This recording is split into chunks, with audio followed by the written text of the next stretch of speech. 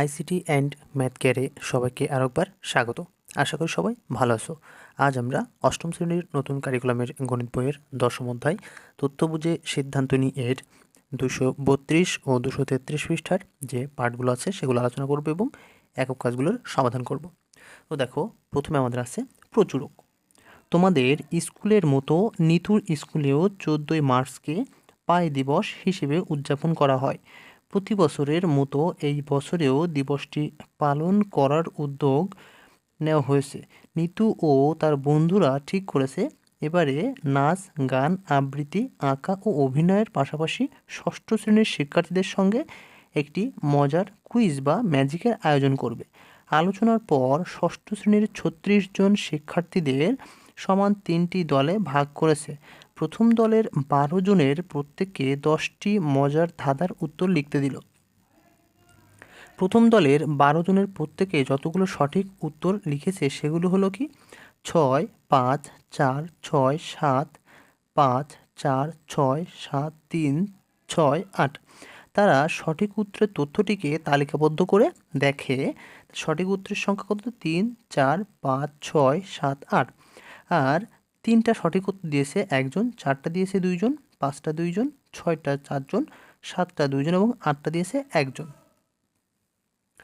এখন বলছে যে এই ছক থেকে দেখা যায় যে 6টি সঠিক উত্তর দিয়েছে এমন শিক্ষার্থীর সংখ্যা কয়জন? 4 জন, সবচেয়ে বেশি 4 জন।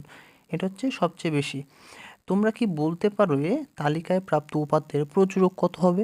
তাহলে ষষ্ঠ শ্রেণীতে তোমরা শিখেছো উপাত্তগুলোর মধ্যে যে সংখ্যা সর্বাধিকবার উপস্থাপিত হয় সেই সংখ্যাকে প্রচুরক। তাহলে এখানে দেখো, এটা শিক্ষার্থীর সংখ্যা বা গণসংখ্যা, এটা কিন্তু গণসংখ্যা। তাহলে গণসংখ্যা যেখানে সর্বোচ্চ হয় সেটা হয় প্রচুরক। তাহলে তোমরাই বলো ছকের তথ্য অনুসারে প্রচুরক কত হবে? তাহলে প্রচুরক কত এখানে? 4। এবার নিতু ও তার বন্ধুরা ষষ্ঠ শ্রেণীর দ্বিতীয় দলের 12 জনের প্রত্যেককে অন্য 10টি মজার ধাঁধার উত্তর লিখতে দিল। দ্বিতীয় দলের 12 জনের প্রত্যেকে যতগুলো সঠিক উত্তর লিখেছে সেগুলো কি 5, 7, 4, 6, 7, 5, 4, 6, 4, 3, 6, 8। তারা সঠিক উত্তরের তথ্যটিকে তালিকাবদ্ধ করে দেখে। তাহলে দেখো, তালিকাবদ্ধ করে দেখে কি সঠিক উত্তরের সংখ্যা 3টা, 4টা। তাহলে 3টা উত্তর দিয়েছে সঠিক উত্তর একজন, 4টা সঠিক দিয়েছে 3 জন, 5টা দিয়েছে 2 জন, 6টা দিয়েছে 3 জন, 7টা দিয়েছে 2 জন, 8টা দিয়েছে একজন। তাহলে উপরের ছক থেকে দেখা যায় 4টি সঠিক উত্তর দিয়েছে কয়জন? 3 জন এবং 6টি সঠিক উত্তর দিয়েছে 3 জন শিক্ষার্থী। এক্ষেত্রে প্রচুরক 2টি। প্রচুরক 2টি হলো 4 ও 6। সুতরাং প্রচুরক এক বা একাধিক হতে পারে। সর্বশেষ তারা তৃতীয় দলের প্রত্যেকে একটু জটিল কিন্তু মজার 10টি ধাঁধার উত্তর লিখতে দিল। ফলাফল হলো 12 জনের প্রত্যেকে একটি করে সঠিক উত্তর দিতে পেরেছে। তাহলে দেখো, এখানে প্রচুরক হচ্ছে কত? এখানে প্রচুরক 2টি হচ্ছে 4 ও 6। তো আগের পেজে প্রচুরক তাহলে কত হবে? আগের পেজে প্রচুরকটা হবে 4 না, ওটা হবে 6। তো এখন দেখো বলছে যে সুতরাং প্রচুরক এক বা একাধিক হতে পারে। সর্বশেষ তারা তৃতীয় দলের প্রত্যেকে একটু জটিল কিন্তু মজার 10টি ধাঁধার প্রশ্নের উত্তর লিখতে দিল। ফলাফল হলো 12 জনের প্রত্যেকে কী করেছে? একটি করে সঠিক উত্তর দিতে পেরেছে। তাহলে প্রচুরক কী হবে তা ভেবে উত্তর দেখো। বলছে যে এখানে কোনো প্রচুরক নেই, যেহেতু সবারই সঠিক উত্তরের সংখ্যা একটি সেহেতু কোনো প্রচুরক নেই। এবার আমাদের একটা একক কাজ দেওয়া হয়েছে। বলছে তোমাদের ক্লাসের সবার গত মাসের অনুপস্থিতির তথ্য সংগ্রহ করো, অনুপস্থিতির কারণগুলো চিহ্নিত করো, ক্ষেত্রগুলো অনুসন্ধান ও বিশ্লেষণ করে চিহ্নিত কারণগুলো পর্যালোচনা করো, প্রয়োজনে অনুপস্থিত উপাত্তের প্রচুরক নির্ণয় করো, সমস্যাটি সমাধানের লক্ষ্যে একটি প্রস্তাব বা মডেল উপস্থাপন করো।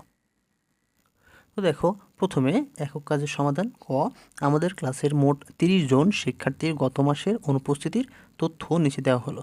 তাহলে দেখো এখানে 1, 0, 2, 2, 0, 1, 2, 1, 3, 1, 1, অর্থাৎ প্রথম যার 1 রোল সে একদিন আসেনি গত মাসে, যার 2 রোল সে 0 দিন অর্থাৎ প্রতিদিন এসেছে, যার 3 রোল সে 2 দিন আসেনি, যার 4 রোল সে 2 দিন আসেনি, যার 5 রোল এভাবে 5, 6, 7, 8, 9, 10 এভাবে কি কতজন? 30 জন, অর্থাৎ 30 রোল পর্যন্ত বা ক্রমিক সংখ্যা পর্যন্ত তাদের অনুপস্থিতির সংখ্যা দেওয়া আছে এটা। এখন খ নম্বরে বলছে অনুপস্থিতির কারণগুলো চিহ্নিত করতে। তো দেখো এখানে একক কাজের সমাধান। খ, শিক্ষার্থীদের অনুপস্থিতির প্রধানত 3টি কারণ পাওয়া যায়, যথা 1 পারিবারিক কারণ, 2 অসুস্থতাজনিত কারণ এবং 3 ধর্মীয় বা সামাজিক কারণ। এখন প্রথমে দেখো, এবার আমাদের বলছে অনুপস্থিতির কারণগুলো অনুসন্ধান ও বিশ্লেষণ করে নিম্নের তথ্যগুলো পাওয়া যায়। আমাদের যে তথ্যগুলো বিশ্লেষণ করে তথ্যগুলো পাওয়া যায় সেগুলো হলো, তো দেখো এখানে অনুপস্থিতির কারণ কি, বিনা কারণে, অর্থাৎ কেউ উপস্থিত ছিল না। অনুপস্থিত ছিল না কয়দিন? 5 জন শিক্ষার্থী অনুপস্থিত ছিল না, অর্থাৎ তারা স্কুলে প্রতিদিন উপস্থিত ছিল। এরপর পারিবারিক কারণে, আত্মীয়র বাড়ি ভ্রমণ। আত্মীয়র বাড়ি ভ্রমণে এখানে আছে দিন সংখ্যা, তো 3 দিন ছিল, তারা 3 দিন ছুটি কাটিয়েছে বা 3 দিন আসেনি বিদ্যালয়ে। কয়জন শিক্ষার্থী? 3 জন। এরপর অভিভাবকদের বাড়ির কাজে সহযোগিতা, দিন সংখ্যা কত? 2 দিন করে আসেনি। কয়জন শিক্ষার্থী? 5 জন। এরপরে পরিবারের বিয়ে, পরিবারে কারো বিয়ে অনুষ্ঠান থাকলে সেক্ষেত্রে 3 দিন করে ছুটি কাটিয়েছে, অর্থাৎ 3 দিন বিদ্যালয়ে আসেনি। কয়জন? 2 জন। এরপরে অসুস্থতাজনিত কারণ, জ্বর, সর্দি, মাথা ব্যথা, পেট খারাপ ইত্যাদি রোগে 2 দিন করে অনুপস্থিত ছিল 2 জন শিক্ষার্থী। এরপর জ্বর, সর্দি, মাথা ব্যথা এই যে রোগটা বা এই কারণে 1 দিন করে উপস্থিত ছিল 7 জন শিক্ষার্থী। আর ভাইরাস জ্বর বা অন্যান্য অসুস্থতা বা জটিল অসুস্থতার জন্য 5 দিন করে অনুপস্থিত ছিল 3 জন শিক্ষার্থী। এরপর আসে ধর্মীয় বা সামাজিক কারণ, ধর্মীয় অনুষ্ঠানে অংশগ্রহণের কারণে 2 দিন করে অনুপস্থিত ছিল 1 জন শিক্ষার্থী এবং প্রতিবেশীর মৃত্যু এর কারণে 1 দিন করে অনুপস্থিত ছিল 2 জন শিক্ষার্থী। তাহলে এখানে মোট 30 জন শিক্ষার্থীর অনুপস্থিতির যে কারণ সেটা পাওয়া গেল। এরপর গ নং-এ বলছে যে একক কাজের সমাধান। গ, এখানে বলছে আমাদের যে তথ্যটা এই উপাত্তের প্রচুর নির্ণয় করতে হবে। তো দেখো, আমাদের ক্লাসের মোট 30 জন শিক্ষার্থীর গত মাসের অনুপস্থিতির তথ্য তালিকাবদ্ধ করে পায়। তো তথ্য আমরা তালিকাবদ্ধ করলে কি পাবো? অনুপস্থিত শিক্ষার্থী দিন সংখ্যা কত? 0 দিন উপস্থিত ছিল বা অনুপস্থিত ছিল 5 জন, 1 দিন অনুপস্থিত ছিল 9 জন, 2 দিন অনুপস্থিত ছিল 8 জন, 3 দিন অনুপস্থিত ছিল 5 জন, 4 দিন অনুপস্থিত ছিল 0 জন এবং 5 দিন অনুপস্থিত ছিল 3 জন, অর্থাৎ এখানে 4 দিন বিদ্যালয়ে আসেনি এমন কেউ নেই সেখানে। তাহলে এখান থেকে আমাদের প্রচুরক কত হবে? তো দেখো, শিক্ষার্থীর সংখ্যা বা গণসংখ্যা এখানে সর্বোচ্চ আছে কত? 9। তাহলে এইটা হচ্ছে প্রচুরক শ্রেণী। তাহলে এখানে দেখো, প্রচুরক শ্রেণীতে অনুপস্থিত শিক্ষার্থীর সংখ্যা কত ছিল? দিন সংখ্যা 1। তাহলে এখানে প্রচুরক হবে 1। তাহলে এখান থেকে আমরা লিখতে পারি যে সারণী হতে দেখা যাচ্ছে একদিন অনুপস্থিতি ছিল সর্বোচ্চ 9 জন শিক্ষার্থী। তাহলে সুতরাং অনুপস্থিত উপাত্তের প্রচুরক হলো কত? 1। তো দেখো, এরপর আমাদের ঘ নং-এ বলছে যে সমস্যাটি সমাধানের লক্ষ্যে একটি প্রস্তাব বা মডেল উপস্থাপন করো।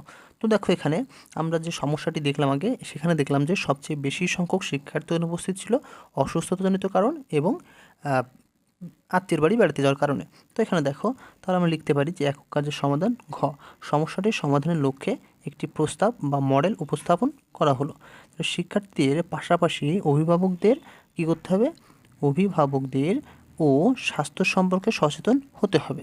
পুষ্টিকর, এখানে পুষ্টি মানটা একটু ভুল আছে, পুষ্টিকর খাবার খেতে হবে। অতিরিক্ত শীত বা গরমে শরীর সুস্থ রাখার জন্য প্রয়োজনীয় ব্যবস্থা নিতে হবে। এরপর সঠিক সময়ে ডাক্তারের পরামর্শ নিতে হবে এবং সর্বশেষে কি? ছুটির দিনগুলোতে আত্মীয়ের বাড়ি বেড়াতে যেতে হবে। তো এর সাথে আমরা আরও লিখতে পারি যে ছুটির দিনগুলোতে আমাদের পরিবারের যে কাজগুলো থাকতে পারে সেগুলো সেরে নিতে হবে। তো আশা করি আজকের পাঠটি তোমরা সবাই বুঝতে পেরেছো। তো পরবর্তী পর্ব দেখার আমন্ত্রণ জানিয়ে আজকের পর্ব এখানে শেষ করছি। ধন্যবাদ।